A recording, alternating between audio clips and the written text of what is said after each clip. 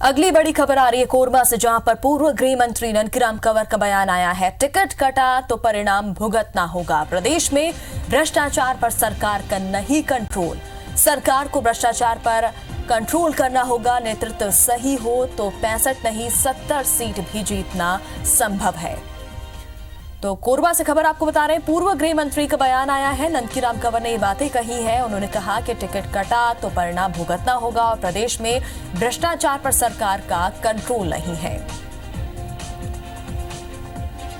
ज्यादा जानकारी के लिए बात करेंगे संवाददाता अभिषेक सोनी हमारे साथ जुड़ चुके। अभिषेक, जिस तरह से यहाँ पर बयान यहाँ पर आया है ननकीराम कंवर का और उन्होंने भ्रष्टाचार की यहाँ पर बात की है कि सरकार का भ्रष्टाचार पर कंट्रोल नहीं है।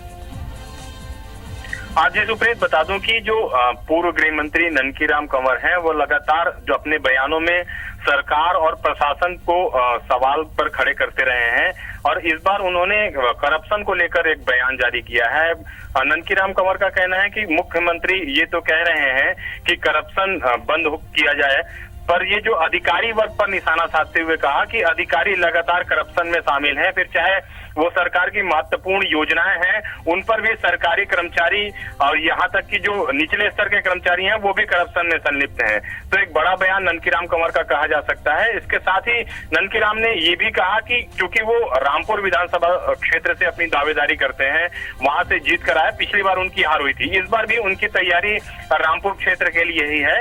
और ये ननकीराम ने कह दिया है कि अगर उन जैसे सक्रिय कार्यकर्ताओं की और जनहित में काम करने वाले लोगों की अगर पार्टी टिकट काटती है तो कहीं ना कहीं पार्टी को नुकसान होगा और इसका अंजाम भी पार्टी को भुगतना पड़ेगा। तो निश्चित रूप से जो ननकीराम कंवर जी ने खुला चैलेंज एक तरह से दिया है कि जो पार्टी है उनकी टिकट नहीं काट सकती। तो और इसके साथ ही ननकीराम कंवर ने ये भी कहा कि जो 65 सीटों का लक्ष्य है वो मुश्किल तो है पर उसे हासिल किया जा सकता है, बल्कि उससे 70 सीटें भी हासिल की जा सकती है, लेकिन कहीं ना कहीं करप्शन पर लगाम लगाना पड़ेगा। इसके बाद ही जो 65 और 70 सीटों का लक्ष्य है उसे प्राप्त किया जा सकता है। सुप्रीत जी, बहुत बहुत शुक्रिया तमाम जानकारी के लिए।